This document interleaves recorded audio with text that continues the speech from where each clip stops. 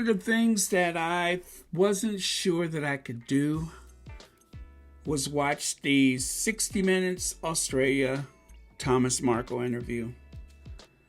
I got to give you a little history about my feelings of Thomas Markle. For some reason, when I saw him before the wedding, I felt very uncomfortable. And I started doing the math. I don't want you to think that I'm trying to take credit as being someone who's some clairvoyant or soothsayer or whatever. I'm none of those things. But I do make calculations from time to time. And I promise you, I'm not making this up. I said at the time, I don't think that her father should walk her down the aisle. And few people gave me some pushback. You know, just that gut emotional reaction of, well, that's her father, and why wouldn't he do it? That wouldn't be fair. I said, it's just something not right about this guy. I said, maybe, I don't know, maybe if Barack Obama can do it, or God, anybody but her father. Because he just didn't seem like a good fit. I looked at him and I just saw that cloud over his head. And then all of a sudden, and let me explain to you, let me qualify my feelings about Thomas Markle. When I found out that, or at least I don't know this to be true, but if I remember, I believe that there was some security arranged for Meghan's mother, but there was no arrangements made for her father. And then I found out that Harry never actually met Thomas Markle, that they only spoke on the phone. And I thought that to be kind of strange, that you haven't met the bride's father. The bride's father has not met Prince Harry. Not, some groundskeeper or something like that. No offense to a groundskeeper, but you haven't met Prince Harry. You haven't met your future son-in-law. That was strange to me. So I thought it must be a good reason for that. And based on the idea that they haven't actually met before the wedding, the fact that eventually it turns out that he wasn't fit to walk her down the aisle anyway, but you didn't meet before the wedding. You it was the look. It was the look. He just reminded me of Otis the Wino. And so I just did not think that it was a good idea. And I felt anxious about it. And then when I found out that he wouldn't do it, relief.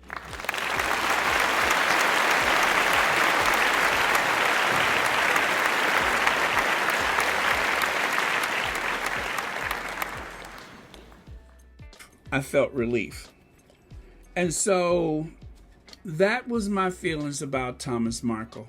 I just did not have a good feeling about this guy. And when I found out that the rest of the family, that none of them were going to the wedding, I did not think that that was so strange. Because when you consider the weight of the media, just like the naming of the godparents when Archie was christened, Harry knows better.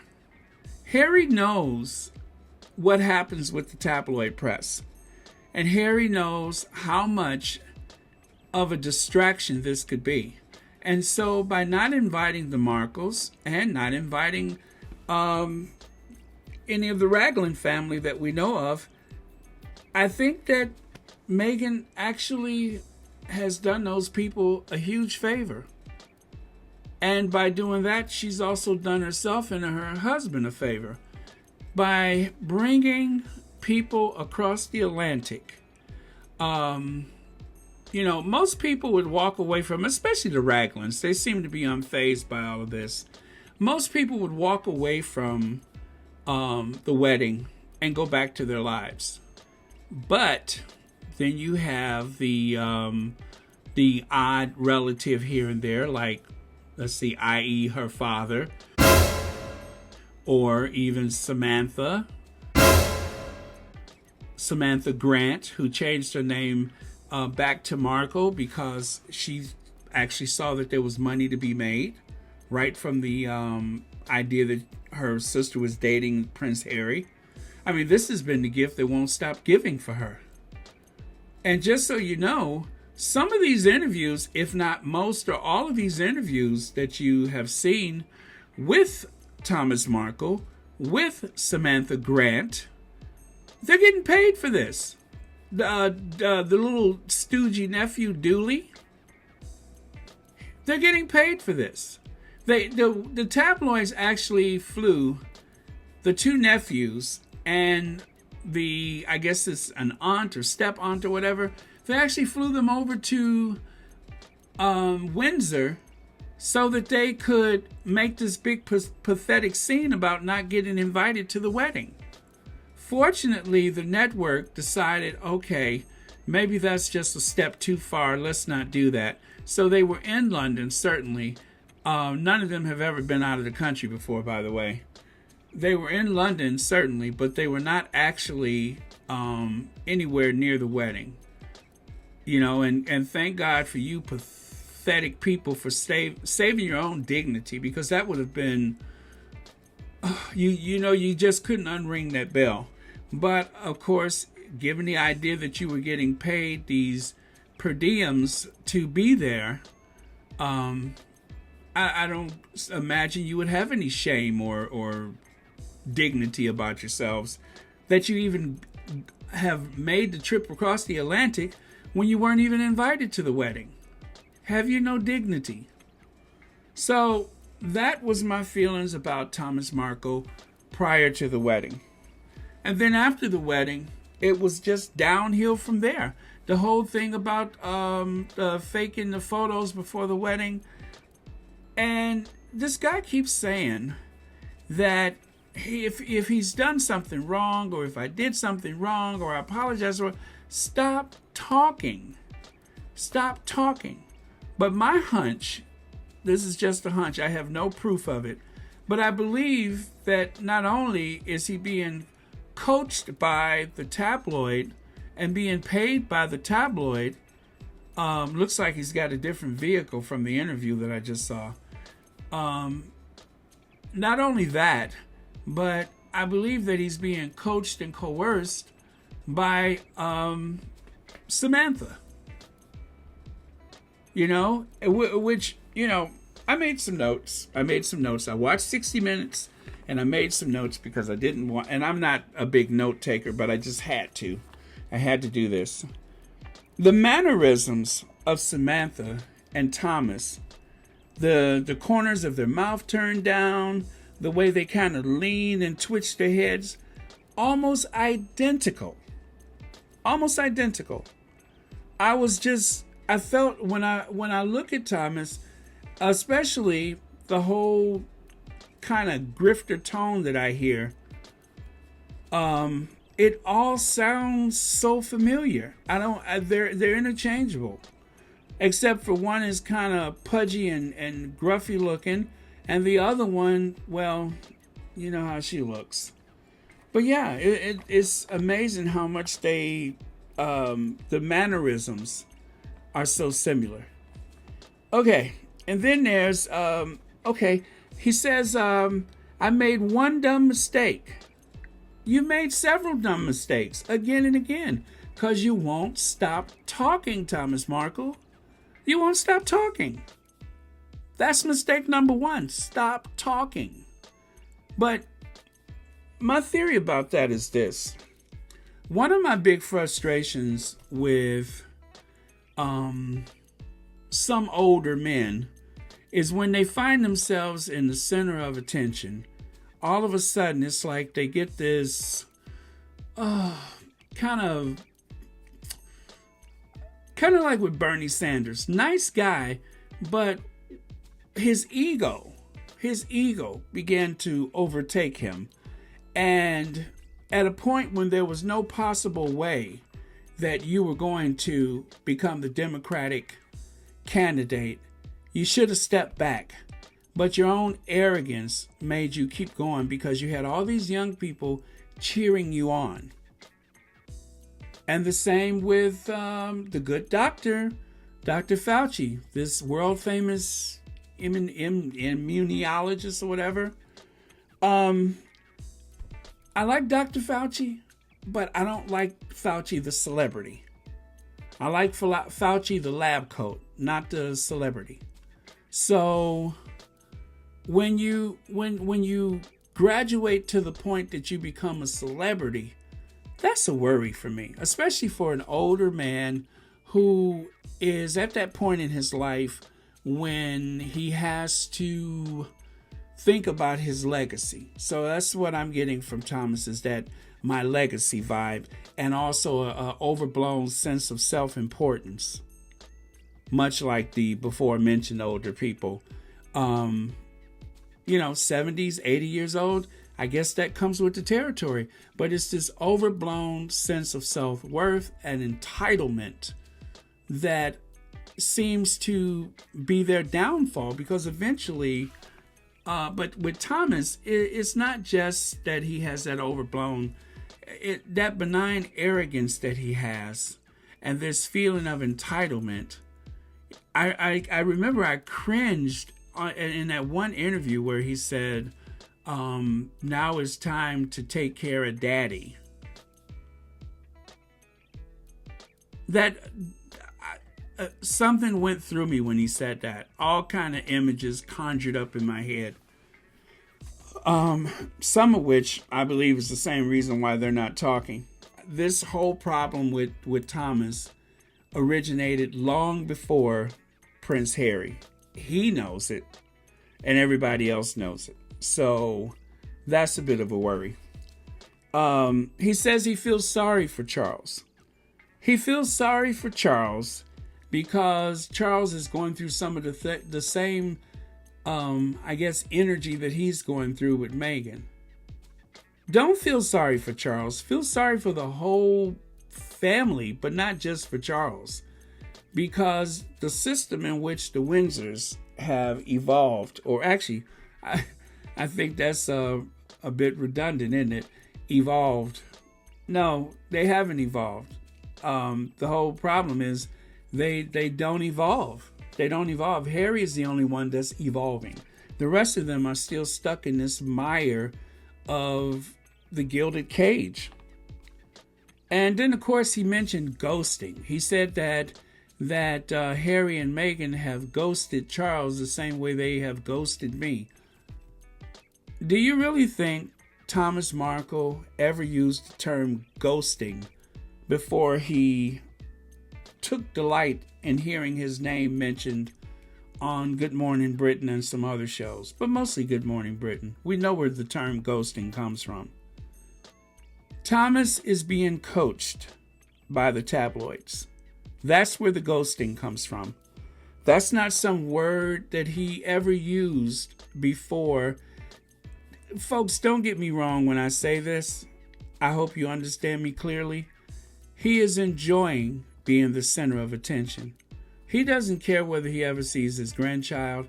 He doesn't care if he ever sees Meghan. He's enjoying this attention. And of course, as I said, that I can't even say it. The good doctor, same thing, getting off on that attention.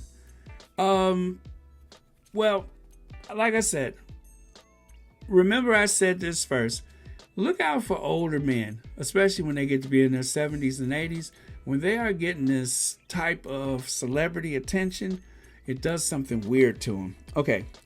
And then, of course, he mentions the house. Again, coached. The big house, the 4 people in the big house. And I feel sorry for them because there's the 4 people in the big house. And they got this big house and they have all this space. Are you inviting yourself over? They have this huge house and they won't even have a barbecue. How many houses do the royal family have? And how big are those homes? And how many of them ever actually see the various properties or even have barbecues? Why are you limiting this to your blood relation daughter? Everything is taking the sides of the royals. First and foremost, he's proven himself to be aligned with the royal family more than his own daughter or her well-being. Harry contradicts himself about his mental health claims. He says that Harry, when they asked him about Harry's mental health, he said, well, that doesn't make sense. Why would you go to the family? Why wouldn't you just pick up the phone and call the doctor? That's stupid. Or why would you stay in the house and get mad because nobody opened the door for you? Harry has been trained and brainwashed into the royal family firm. Meghan, likewise, was buying into this whole idea that you don't do certain things that's going to bring any type of shame or scrutiny to the family. And as they said with this whole thing about employees' rights and racism policy, well, we don't follow the national laws. We handle all this stuff in-house. We have a way of doing this. Well, they have a way of doing everything, Thomas Markle. You know, for someone who says you read a lot, or someone who says that he seen or heard these things, he just doesn't seem to make certain connections deliberately. He said that Harry and Meghan seems to be going against public opinion. Well, your daughter is not the public opinion. Your daughter is your daughter.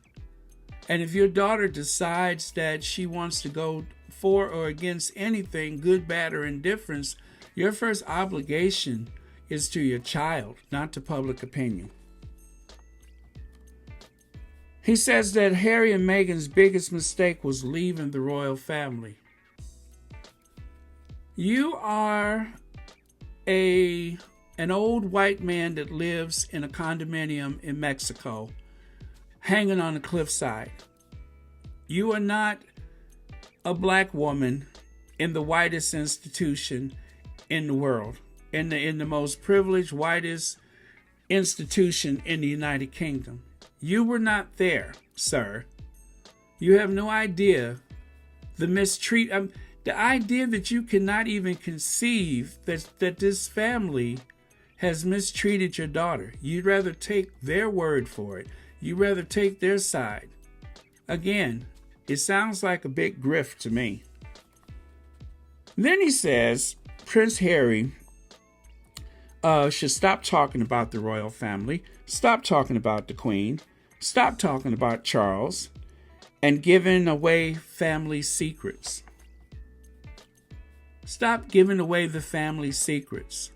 Again, I'm going to put a check mark next to that. Coached. This is all coached. He has spent enough time with whoever these people are from the tabloid press, and maybe I'm probably putting too much responsibility on the tabloid press and not enough on Samantha and even himself. Maybe some of this stuff. He's not the warm, fuzzy person that he's pretending to be. Thomas Markle has been associated with theatrical productions for most of his professional life. He knows exactly what a public image is. That's why he arranged those photographs before the wedding, so that he could, pretend like he had no intentions on going to the United Kingdom. Just so you know, I don't care what anybody tells you. He had no intentions on going to the United Kingdom.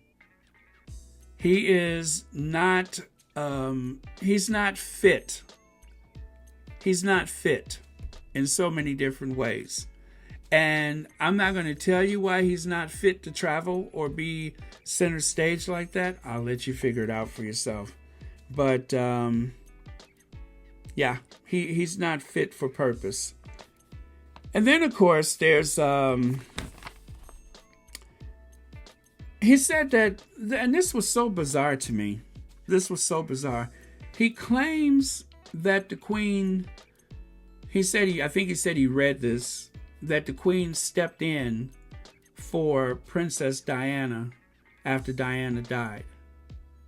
The Queen stepped in for Diana. The Queen stepped in for Diana. The person who was resistant to giving Diana a proper memorial service as a member of the royal family. If it wasn't for Princess Diana, the royal family would not have the uncelebrity that they have right now. They don't like to believe themselves celebrities, but, after all, they're not the Kardashians. Yes, they are. Yes, they are. They're the Kardashians and a whole lot of other people. And mind you, as older people die off and younger people come of age, the idea that these are not celebrities, or the opinion that they're not celebrities, that they're ordained by God, that won't mean as much. Just think about it. There's a lot of churches across the whole Western world that have closed down because people don't even see religion the same way. What do you think people are going to do when they take a good look at the royal family? If it wasn't for this idea that they were like the Kardashians, would they even exist? That's the whole key to their survival, is to pretend to be posh people. Anyway, so I'll go on. He says that he believes that Oprah is trying to start up her network again. I didn't know that her network ever went away, to be honest with you. He said he believes that Oprah gives Harry and Meghan money, but that it's going to somehow, that she's using them, or that it's going to backfire. So he's of the opinion that Oprah is divvying up some of the cash for these interviews. And he says, well, I think they have something on Netflix. And then he kind of turns that head, and, the Samantha mannerisms that I mentioned before. It was not easy to watch this. It was not easy. If you don't watch it, I promise you're not going to miss anything. And then, of course, he says that the Queen is loved all over the world.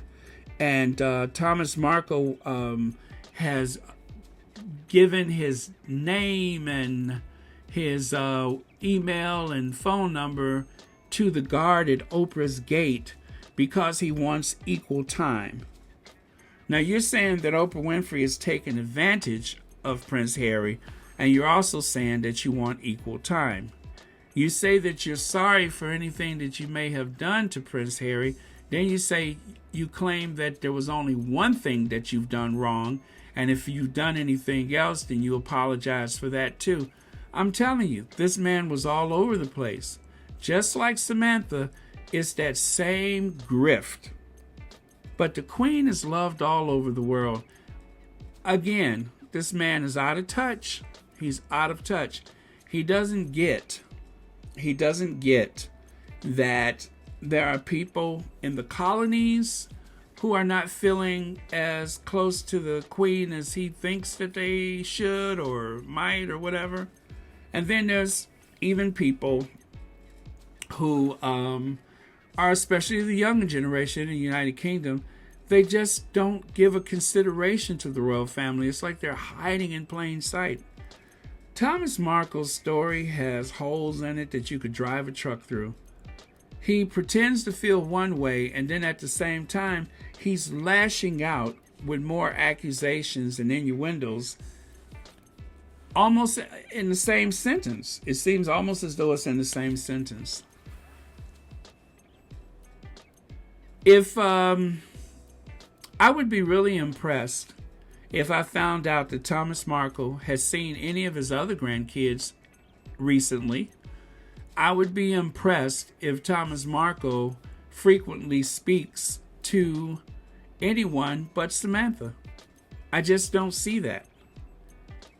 He has a narrative that has been partially created by himself, and then the other part has been created by his keepers.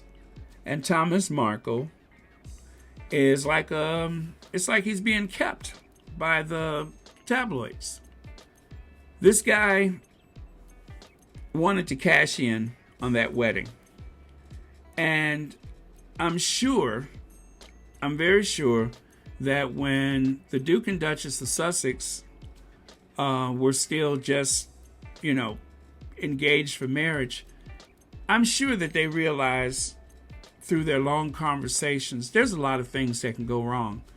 And so let's not invite this person and that person. Well, you can't not invite the royal family. But the Markle family, that was the best call. That was the best call. That one was an epic save.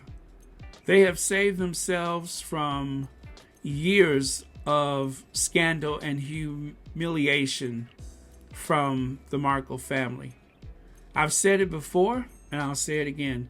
The Raglan family does not get enough credit for the way that they have maintained their silence through just about everything that has happened with Harry and Meghan. The other thing is, I want you to, I guess, you know what, if you're listening to my voice, I don't have to remind you this. You don't need a reminder from me. Before Meghan married into that family, there was none of the things about this whole narcissism or angry black woman. None of these things ever existed outside of the firm. But in order to control her, in order to suppress and belittle her, to diminish her contribution to the family, they needed some way to organize this media blitz of negativity. Some of the things that Meghan was being blamed for again and again, we actually have found out since moving to America that a lot of these things were Harry's call. Not to try to assign any kind of blame, because they work as a team, but these things were Harry's call. And it was not incumbent upon them to try to, the hardest thing you can do is disprove a negative. I've had people tell me, well, why don't you make a video about this? Why don't you make a video about that? Why don't you just tell people? I'm telling you now. I've told you then. But for the people who are determined to hate, for the people who walk around with that resting Duke of Cambridge face, or that resting Tucker Carlson face, you are not going to ever get through to those people. There's nothing you can do. This is something that it's a journey that they have to take for themselves. It will never be because anyone pinned them down and tried to convince them otherwise, which is why we have about 35% of the population in the United States who still believe that the election was stolen. The very same scenarios that played out for Hillary Clinton's defeat are the same scenarios that played out for Trump's defeat. But yet we're forced to argue with people who can't see it any other way. The only difference is the Hillary people just had to move on. We just had to go on with our lives. Yeah, there were some protests and such, but we didn't try to steal the United States Congress. Big difference. So, anyway, that's my opinion about the Thomas Markle interview. It was difficult to watch. If you feel, and let me just say this with all sincerity, if you feel as though there's something about that man that will trigger you, just don't watch it. Take my word for it. It is not explosive. It's nothing that you haven't heard before.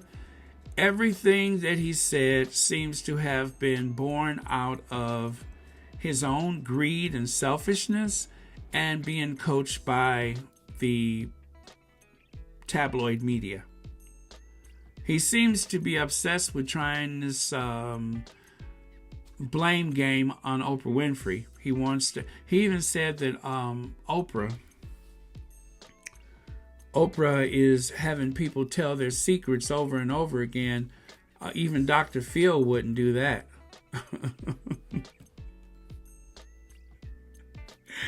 Dr. Phil, in no way, form, or fashion, is the standard bearer for what is ethical mental health care and interviews and such. Not Dr. Phil.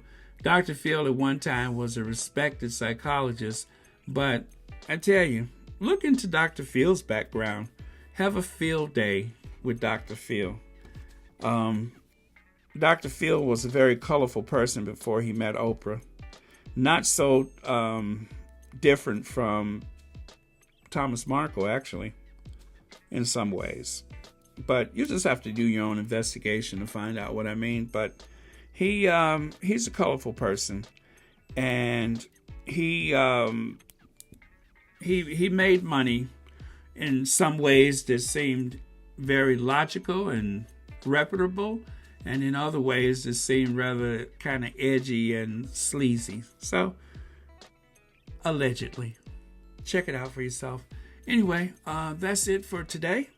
Not my usual fun and spontaneous and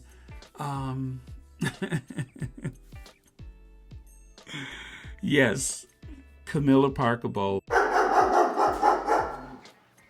There you have it. So anyways, I got to go. But thanks, you guys. Good Sussex Squad podcast today. Tina and Michelle and I forget the other people. Also, Markle Sparkle. Markle Sparkle may be changing her name soon. The name of her channel. And the Duchess of Impact. That was actually very good this week too. Support these platforms. Maybe create your own platform. One more time, if you have a smart device, you can start a platform. It's not so difficult. And please like, share, and absolutely, if you can, donate, because I'm investing into this channel, and I'm putting everything so far right back into this channel. So if you can donate, please do donate. Okay, that's it. Until tomorrow.